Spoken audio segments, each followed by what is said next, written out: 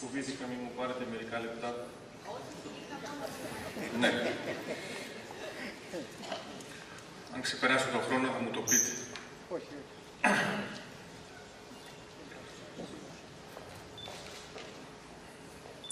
Η γενοκτονία των Αρμενίων είναι γενοκτονία και δεν είναι ούτε σφαγή, ούτε δολοφονία, ούτε έγκλημα. Πρέπει να το καταλάβουμε όλοι μας εδώ στην Ελλάδα και να σταματήσουμε να χρησιμοποιούμε άλλες λέξεις, γιατί οι άλλες λέξεις δεν ενοχλούν κανέναν. Αν στη στρατηγική χρησιμοποιείτε λέξεις που δεν ενοχλούν κανέναν, θέλει να πει ότι τις κάνετε και τις λέτε μόνο και μόνο για προσωπική εκτόνωση, δίχως κανέναν άλλον στόχο, εκτός βέβαια από το να επαναλαμβάνετε την ίδια επέτειο κάθε χρόνο. Η επέτειος δεν είναι ενοχλητική για τον θήτη.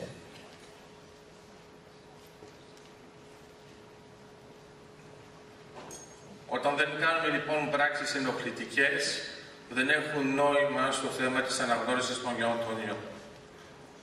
Αυτό που έχει σημασία είναι να είμαστε ξεκάθαροι σε μερικά ιστορικά πλαίσια και εφόσον είναι μερικοί που είναι ικανοί να αποστηθήσουν και λόγια στα αρμενικά και το χάρηκα, να θυμούνται όμως ότι η γενοκτονία των Αρμενίων δεν αρχίζει το 1915. Αρχίζει ήδη από το 1894. Θα ήταν καλό να το ξέρουμε και να ξέρουμε βέβαια ότι θα συνεχιστεί μέχρι το 1923. Θα τελειώσει μόνο και μόνο με τη συνθήκη της Λοζάνης, η οποία βέβαια δεν αναφέρεται καθόλου καν στη λέξη Αρμένιος. Η συνθήκη της Λοζάνης είναι απαράδεκτη σε πολλά σημεία για τους Έλληνες, αλλά είναι απαράδεκτη εξ ολοκλήρου για τους Αρμένιους. Γιατί δεν είχαν καν το δικαίωμα να διατυπωθούν ως όρος. Έχει σημασία επίσης να θυμόμαστε ότι η λέξη γενοκτονία που επινοήθηκε από τον Ραφαήλ Λέμκιν, επειδή δεν υπήρχε άλλη λέξη για να στιγματίσει αυτό το έγκλημα κατά της ανθρωπότητας, επινοήθηκε χρησιμοποιώντας το παράδειγμα της γενοκτονίας των Αρμενίων, της γενοκτονίας των Ελλήνων και της γενοκτονίας των Ασσυρίων. Αυτό σημαίνει ότι ο διανοούμενος Ραφαήλ Λέμκιν, για να εξηγήσει στους άλλους τι εννοεί με αυτήν τη νέα ορολογία, χρησιμοποίησε το παράδειγμα των Αρμενίων. Αν θέλετε, είναι τα θεμέλια αυτής της έννοιας, η οποία εντάχθηκε στην χάρτα του ΟΗΕ από το 1948. Κατά συνέπεια, όταν μερικοί αμφισβητούν ακόμα την ύπαρξη της γενοκτονίας των Αρμενίων, δεν αντιλαμβάνονται, ή μάλλον το ξέρουν, αλλά οι άλλοι δεν το αντιλαμβάνονται, ότι αμφισβητούν την ίδια την έννοια της γενοκτονίας. Είναι λυπηρό, για να μην πω άλλη λέξη, να ακούμε Έλληνες να λένε ότι έχουν δεχτεί τους Αρμένιους εδώ, λες και είμαστε μια ουδέτερη χώρα πάνω σε αυτό το πλαίσιο, λες και δεν έχουμε υποστεί την έννοια της γενοκτονίας, λες και δεν ξέρουμε ακριβώς τι είναι. Η γενοκτονία των Αρμενίων, των Ελλήνων και των Ασσυρίων είναι μια τριπλή γενοκτονία που δεν μπορεί να τη διαχωρίσουμε τόσο εύκολα. Αυτές οι δύο σημαίες που έχουν αυτό το στίγμα πάνω θα πρέπει να ήταν πιο κοντά.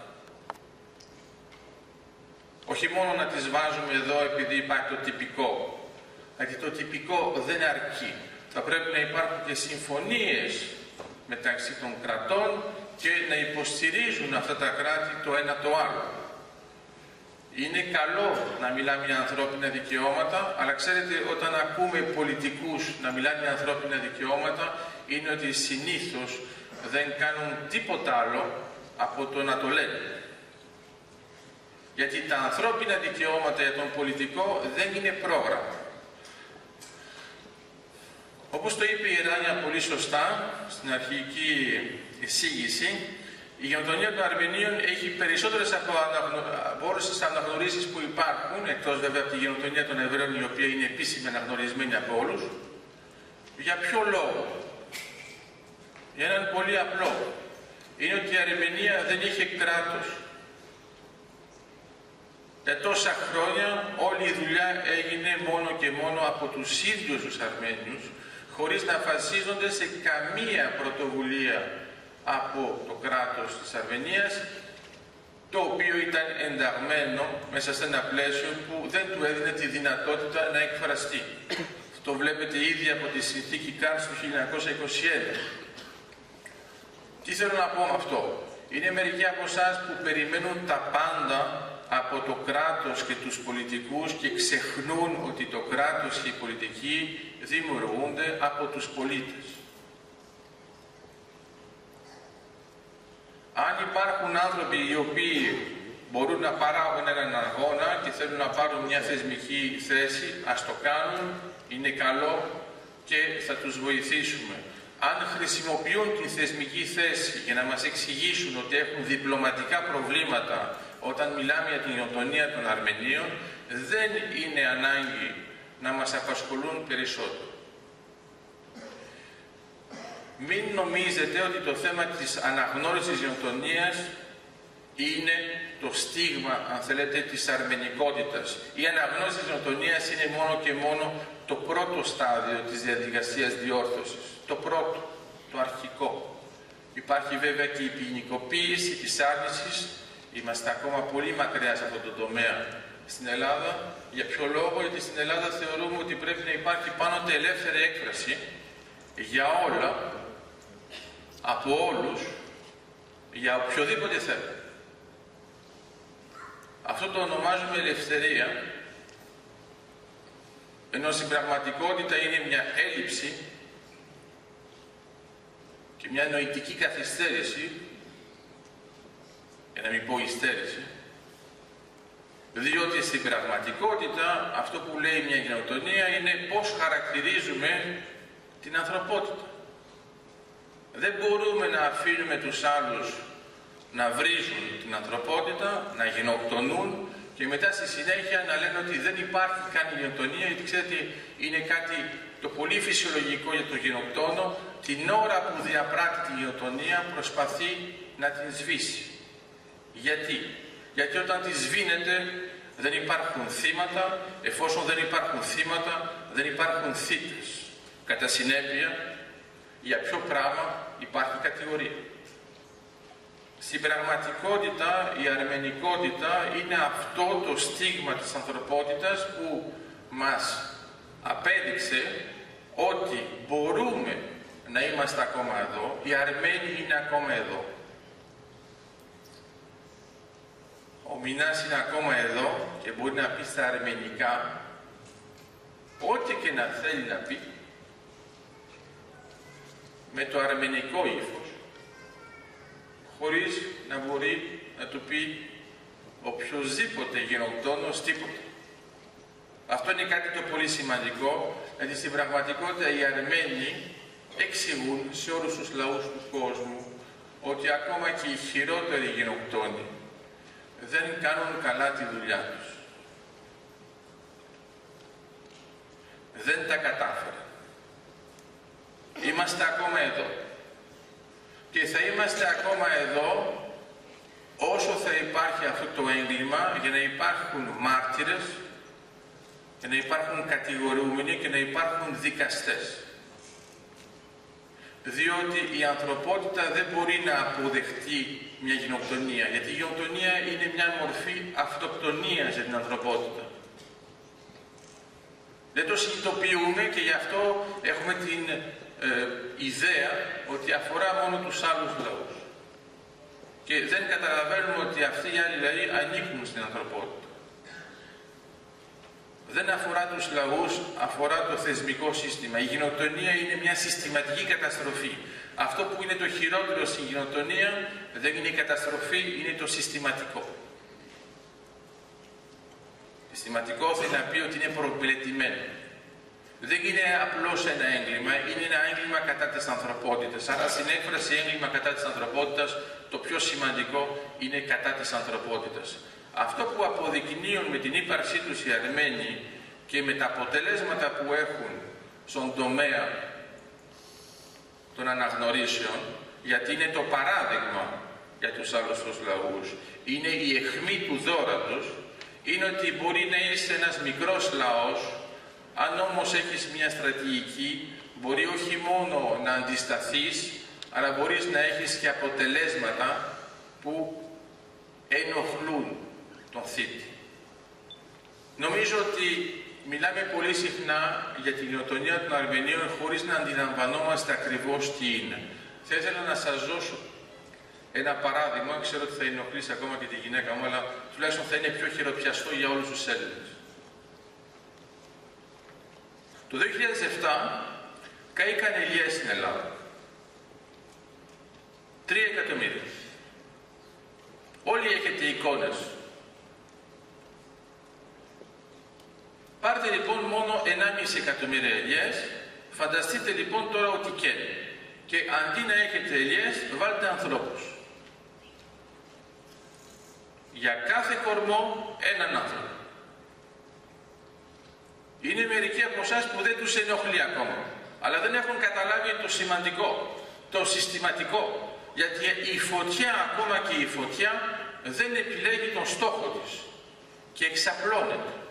Στη γενοκτονία δεν υπάρχει εξάπλωση. Άρα αν θέλετε να έχετε αυτή την εικόνα στο μυαλό σας, πρέπει να φανταστείτε ότι έρχεται κάποιος και ανάβει το φυτίλι για κάθε δέντρο. Γιατί δεν μπορεί να πάει η φωτιά στο επόμενο. Πρέπει να σκοτώσει το καθένα. Αυτό λοιπόν, αν προσπαθήσετε να το συνειδητοποιήσετε και να φανταστείτε ότι υπήρξαν άτομα τα οποία έβαλαν φωτιά σε κάθε δέντρο για να μην υπάρχει κάθε Αρμένιος και αυτό το έκαναν 1,5 εκατομμύρια φορές, τότε μπορεί να έχετε μια εικόνα για το τι έγινε. Τότε μπορεί να αρχίσετε τη λύπη σας. Αλλιώς δεν έχει νόημα. Δεν είναι απλώς θύματα. Δεν είναι θύματα. Είναι γενοκτονημένοι. Είναι εντελώς διαφορετικό. Μπορεί να είμαστε θύματα από κλιματικές συνθήκες. Ναι, τότε είναι θύματα. Εδώ δεν είναι θύματα. Είναι στόχοι. Και παρόλο που ήταν στόχοι οι Αρμένοι, κατάφεραν να είναι ακόμα εδώ για να μας δώσουν το παράδειγμα ότι ένας μικρός λαός που είναι βαθιά αγκυροβολημένος μέσα στον χρόνο δεν ξεριζώνεται τόσο εύκολα. Χάρηκα γιατί ο Μινάς μίλησε για το Αρσάχ.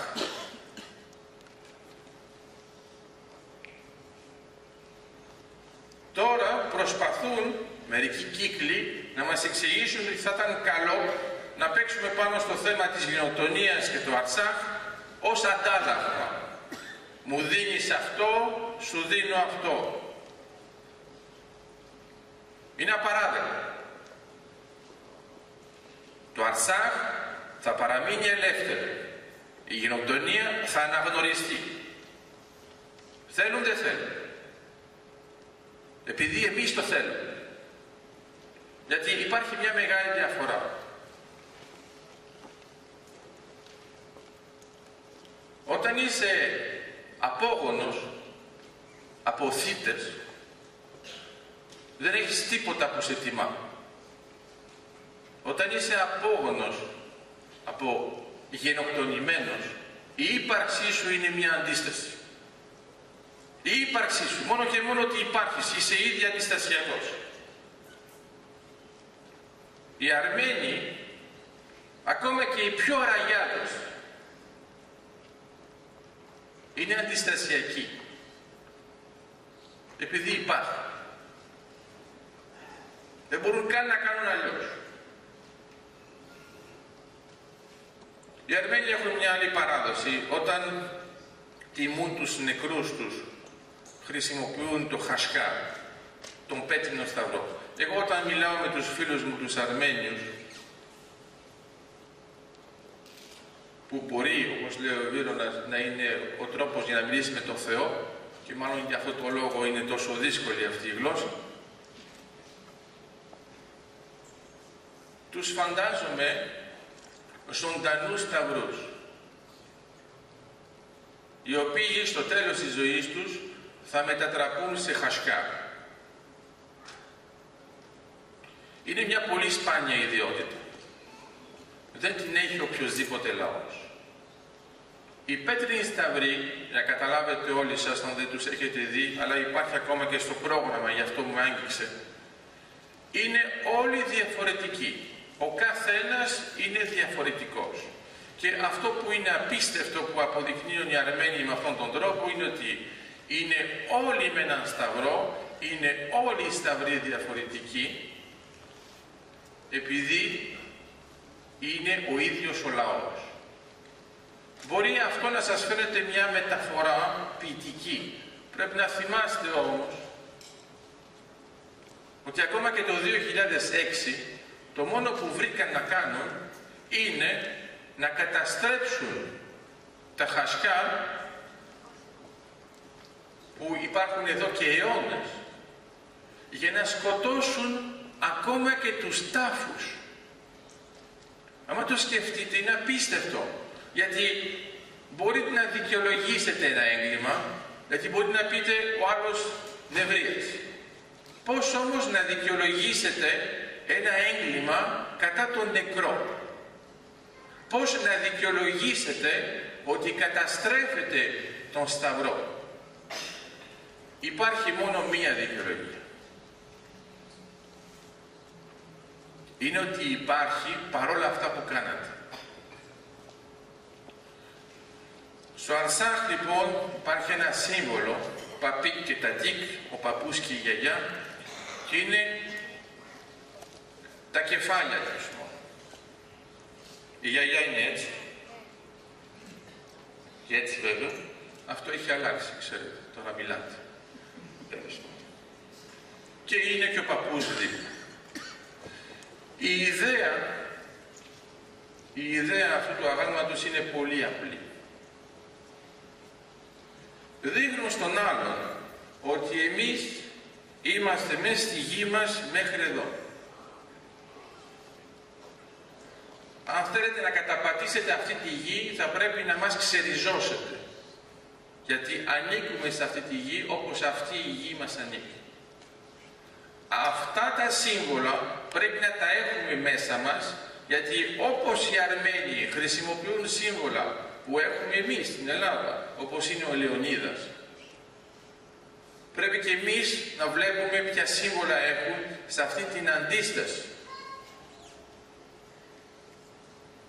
Όταν πολιορκούσαν ακόμα και οι Αζέροι, και ξέρετε στην Ελλάδα εμείς κάνουμε κάποιες, πώς να το πω, διπλωματικές κινήσεις και μιλάμε με εφημισμούς. Δηλαδή έχουμε όλες τις χώρες γύρω μας, αλλά μόνο μία χώρα τη λέμε γείτονα. Ευτυχώς που ξέρουμε ποια είναι. Οι Αρμένοι είναι πιο ξεκάθαροι, τους Αζέρους τους ονομάζουν Τούρκους. Δεν μπαίνουν σε μια μικρή λεπτομέρεια γιατί δεν καταλαβαίνουν και δεν μιλάνε για γειτονικές χώρες.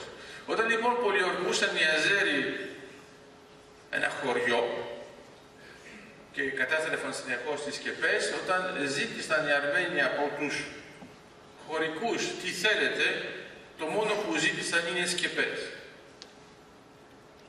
για να μείνουν εδώ. Λοιπόν, για να μην πολυλογώ και να καταλάβετε τι θέλω να πω. Δεν είμαστε ούτε Αρμένοι ούτε οι Έλληνες λαοί του χώρου. Είχαμε πάντοτε πολύ λίγο χώρο. Είχαμε πάντοτε μεγάλο βάθος χρόνου. Άρα δίνουμε μεγάλη σημασία στο μικρό χώρο που έχουμε, γιατί δεν έχουμε και τίποτα άλλο, αλλά αυτός ο μικρός χώρος δεν είναι τίποτα σε σχέση με τους δικούς μας. Γι' αυτό και οι Αρμένοι και οι Έλληνες, όταν είναι στο εξωτερικό, είναι Αρμένοι και Έλληνες σαν να είναι κινητές πρεσβείες. Ξέρω, δεν είναι ανταγωνιστικό σε σχέση με σένα μετά, αλλά πρέπει να ξέρεις ότι αυτή η δουλειά γίνεται από όλους. Τι εννοώ με αυτό? Δίνουμε μεγάλη σημασία στο βάθος του χρόνου και αυτός ο χρόνος είναι ο χώρος της αντίστασης. Δηλαδή η διάρκεια αυτών των λαών προέρχεται από τη δύναμη του χρόνου, προέρχεται από τον πολιτισμό, προέρχεται από τα γράμματα, προέρχεται από την παράδοση. Γιατί είναι αυτό που προσπάθησε να ξεριζώσει η γενοκτονία. Η γενοκτονία δεν προσπάθησε να ξεριζώσει και να σκοτώσει, όπως νομίζουν μερικοί, θύματα. Όχι, προσπάθησε να βγάλει οποιοδήποτε ίχνος πολιτισμού. Για ποιο λόγο? Γιατί η γενοκτονία είναι μια πράξη βαρβαρότητας. Η Οθωμανική Αυτοκρατορία ήταν μια αυτοκρατορία της βαρβαρότητας. Οι Νεότουρκοι ήταν της βαρβαρότητας. Ο Κεμάλ ήταν της βαρβαρότητας. Είναι γενοκτόνοι και τίποτα άλλο. Άρα, εφόσον μερικοί από εμάς δεν έχουν τα κότσια να μιλάνε όπως το κάνει ο Κολοκοτρώνης για τους προσκυνημένους, τουλάχιστον να έχουν τα κότσια να κάθονται όρθιοι όταν έρχεται ο άλλος και μιλάει για διπλωματία. Δεν υπάρχει λόγος διπλωματίας για τις γενοκτονίες. Οι γενοκτονίες είναι ξεκάθαρες και δεν γίνονται σε φάση πολέμου. Δεν υπάρχει εξήγηση του πολέμου για να εξηγήσουμε μια γενοκτονία. Αν υπήρχε πόλεμος θα λεγόταν έγκλημα πολέμου. Το πρόβλημα της γενοκτονίας, και εδώ θα δείτε τώρα πώς συνδέεται με τη δική μας την παράδοση, γιατί είναι η επινόηση του Λέμκιν βασίζεται πάνω σε αυτή την ιδέα, δεν διαγράφεται, δεν παραγράφεται. Ακόμα και αν εμείς όλοι εδώ ξεχάσουμε τη γενοκτονία, θα έρθουν οι επόμενοι για να κατηγορήσουν και πάλι τον θήτη. Αυτό είναι το σύνθημα. Δηλαδή, είμαστε και απαγορεύουμε την βαρβαρότητα. Οι Αρμένοι με την αρμενικότητά τους δείχνουν με την ύπαρξή τους ότι δεν δέχονται την βαρβαρότητα και θα είναι εδώ μαζί μας με την ανθρωπότητα για να συνεχίζουν να παράγουν πολιτισμό, ακόμα κι αν υπάρχουν άνθρωποι που προσπαθούν να κάνουν γενοκτονίες στις μνήμες. Σας ευχαριστώ πολύ.